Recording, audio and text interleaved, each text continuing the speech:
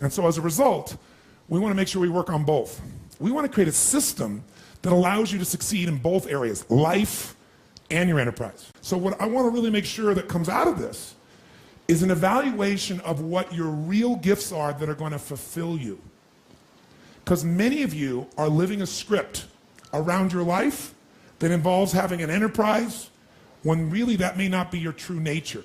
That's not to say you can't do it. It just means you can do it and you'll be stressed out of your life, stressed out of your mind. And so one of the things we want to find out is how much of that is natural as a problem, how much of that is maybe unnatural. Unnatural meaning you're having problems right now that you shouldn't be having at this stage of development. The most important element is for you to be able to do this, to be able to establish, most importantly, where you really are in your life today. Where are you? And where do you really want to go? What's going to create this extraordinary life? Because some of you right now, if you continue the direction you're going, are going to be successful and unfulfilled, unhappy, and stressed. Because once we get, into a dream, then that dream starts to take on a life of its own. It gives us juice, it gives us energy. But how many of you ever got the dream, achieved your goal, and then thought, is this all there is? How many of you have had this experience? Say, aye. That's more painful than not even achieving it. Because now you've done everything, you've worked it out, and you're successful, and you're not happy. So for some of you, you're going to need to take a look at that. Michael Gerber, the guy that wrote the E-Myth, talks about why so many businesses, young businesses fail. And one of the things he says is most people are not really entrepreneurs, but they think that's what they should be. They think that's the sexy thing, that's the most attractive thing, that's the best answer. And what I say to you is you got to separate the vehicle from the outcome. What is it that's going to truly fulfill you? What is it that's going to give you that extraordinary life? What's going to make things magnificent on your terms, not somebody else's terms, not your father, your mother, your background? What is that really? Separate the vehicle, because there's many ways to get to that vehicle. But I'm saying sometimes you got to reevaluate what's going to really make you fulfilled. What is your gift? Are you an artist? Are you the talent that can produce something no one else produces as a skill or a product or a service or some impact? Are you incredibly good at management? You really know how to manage or lead people? Are you an extraordinary entrepreneur that can take that gigantic gut load of risk and can create the vision and attract the talent that you need and the managers and leaders? You may have all three abilities, but which one really fulfills you the most is going to be the critical question. Because we tend to want to do them all, especially in a room like this, because you're all overachievers, right? Me too. And you say, well, I can do all these. Yes, you can, but what will it do to your quality of life? See, again, the secret's going to be this. What is an extraordinary life on your terms today? Getting clear about that. At this stage of life, where you are, where you want to go. At some level, you have a blueprint, a mindset, a belief system, a philosophy, a set of values that says, if I master this thing called my life or my enterprise, then I'll have this great feeling. But what's really interesting about life, I believe that extraordinary life, however you define it, has two master skills to it. The first skill is the science of achievement. Most of you in this room have achieved enormously at various levels of business or as an individual artist or talent or as an entrepreneur or as a manager or leader, as an investor. I mean, everybody in this room, most of you in this room, have really hit the jackpot by most of the world's standards, even though most of you think it's still not enough. But the science of achievement is a skill. It is a science. There are laws. So achievement, even this course, to me, that achievement is, business is a spiritual game. That's what I believe. It's a spiritual practice. A lot of people think it's business. Oh, that's money. That's this horrible thing over there. And that's one of the reasons that they never get really passionate about it. I'm a very spiritually driven, purpose-driven man. But the reason I love business is I see business as the ability to take the invisible and make it visible. I think that is what spirituality and creation is. It's about how can I find the gift I have to give the world? And how can I give it in a way that truly adds value? Not I think adds value, but the people receiving it, they vote with their feet and say, this truly makes a difference in my life. This is something I value. And then because they become a customer again. Because they're thrilled with it. Because they become a raving fan, not just a satisfied customer. Satisfied customers will leave you. Raving fans will stick with you. Now, the second, and remember I said this is a science to achieve, and we're going to go through that science. How do we create a sustainable system that makes that happen?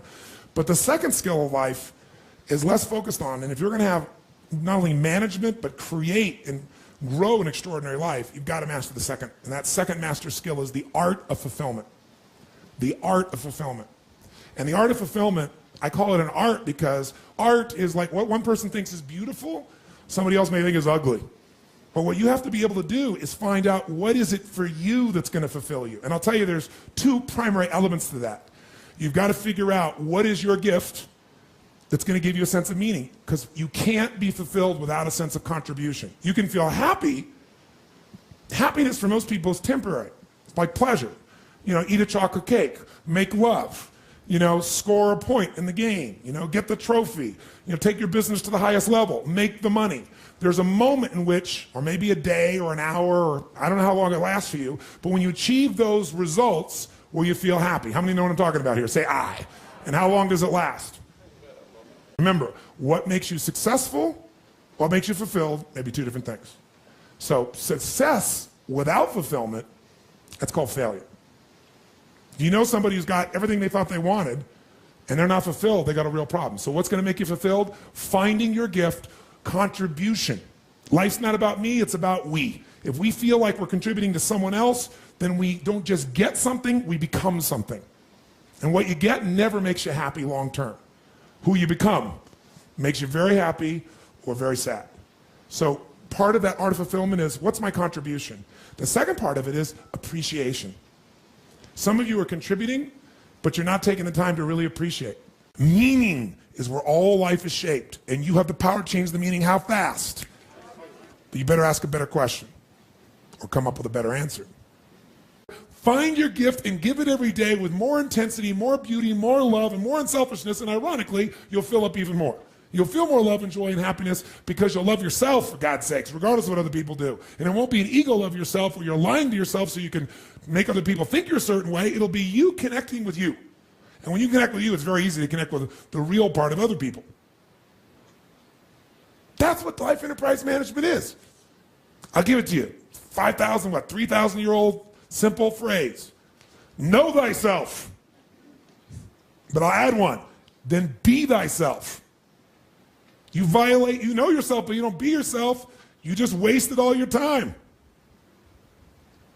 That's what we're talking about here. Make sense? Does it sound like something that you're committed to really mastering for your life? Yes, no? Well, give everybody a big hand. To maximize the results of your life and maximize your sense of fulfillment and joy. It's both. In order to do that, we got to change what we focus on from the question of what do I have to do to what's my outcome? What do I want? What's most important to me? What's the result I'm committed to getting? That one change will change completely how you respond in your life, because it'll change you from focusing where everyone's demanding your attention or what you're afraid of or what might give you pleasure in the moment to what's most important to you. And those, by the way, are the three things that get our focus. If we don't discipline ourselves, what gets our focus? Something we're afraid of, something will give us pain. What's the second thing that gets our focus? If we don't pay attention, something will give us pleasure. It's like, you know what, I'm so stressed out. Oh, that chocolate's looking good. Oh, that, you know, I'm going to go over to have my little coffee, you know, my smoke a mocha doka cream, this thing and that thing, and I'm going to escape for a few moments. Because the focus is how to feel good.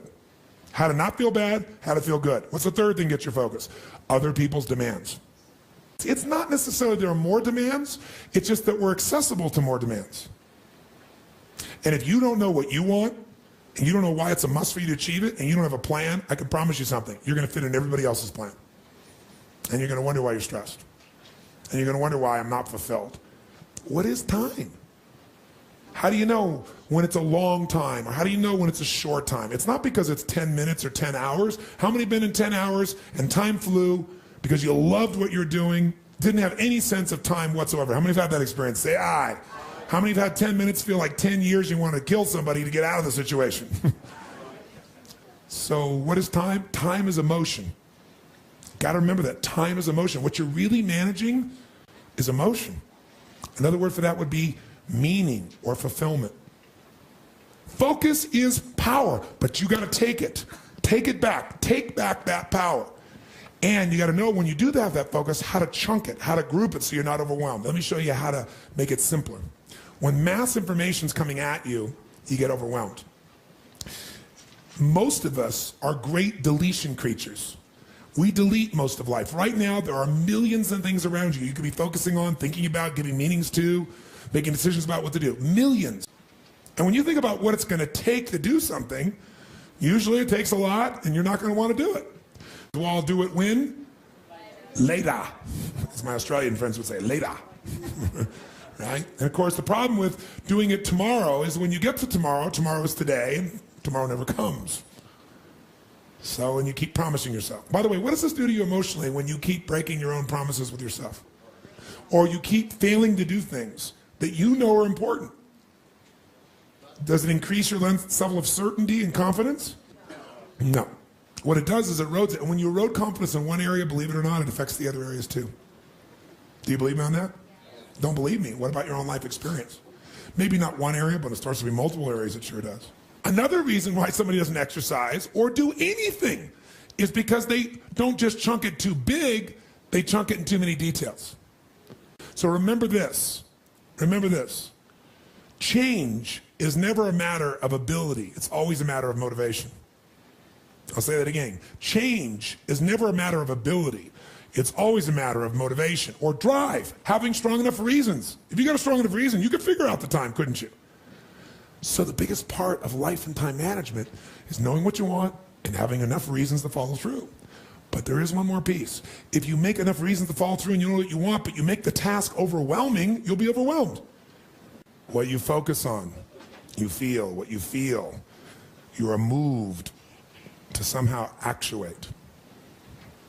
But if you only focus on what you don't want or what's stressful in your life, what you can't control, or what you screwed up on, or what you messed up on in the past, not going to get where you want to be. Chunking is power. You don't want to over chunk where you're trying to bite the whole darn thing together. You also don't want to under chunk where you make a million pieces of something. What is chunking?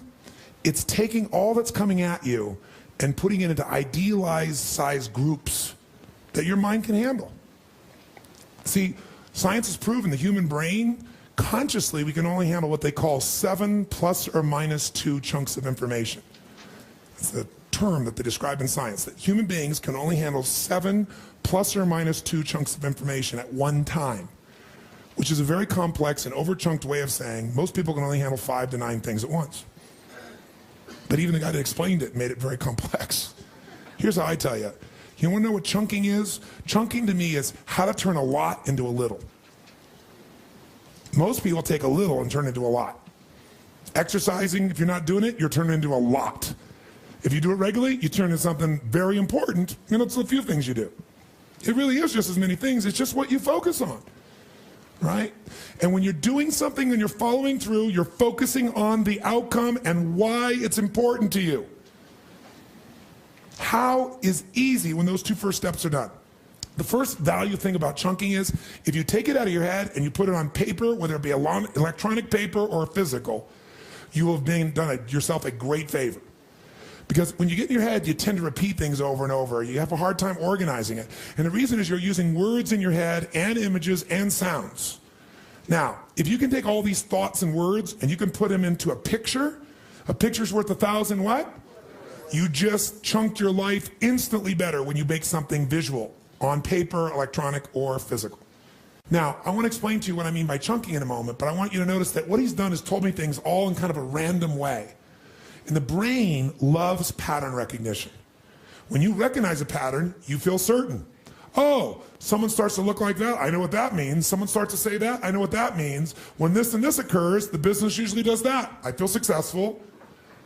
Randomness makes us a little crazy. A certain amount of randomness is great, creates variety. Too much randomness, no certainty, which is a human need. And it freaks you out. So he's so random. Now, this is how the brain works. Randomly, while he's doing the laundry, he's going to think of something. Or he's a business, he's going to think about, oh my God, I got to get the cleaning in time because I got to get to that business meeting. How many have these wonderful experiences? Say aye. So as a minimum, we need a way to just capture and get it out of our head. He doesn't even have an effective system for that because the system he has right now is electronic and he doesn't know how to run it properly or it doesn't run effectively. Probably the former rather than the latter. But either way, it doesn't work. He doesn't have certainty. Without certainty, you are going to be stressed. Certainty comes first with the ability to know you can at least capture it. The first step I teach people in RPM is you need a capture system. Something to get it all out of your head and dump it in one place where you know it's really there, so when it's time, you can at least look at it and figure it out. If you don't have one place where it all goes consistently, and that you have access to. If you do it on your computer at work or you do it on your laptop, but by the time you open it and load it and everything else, you don't have time to even put something in because you forgot what it was, then you got a problem, don't you? You need a capture system that's consistent, at least one core place that it's absolutely there. Second step is once we capture, let's say we captured all these things. This is what it really looks like to his brain the way he does it.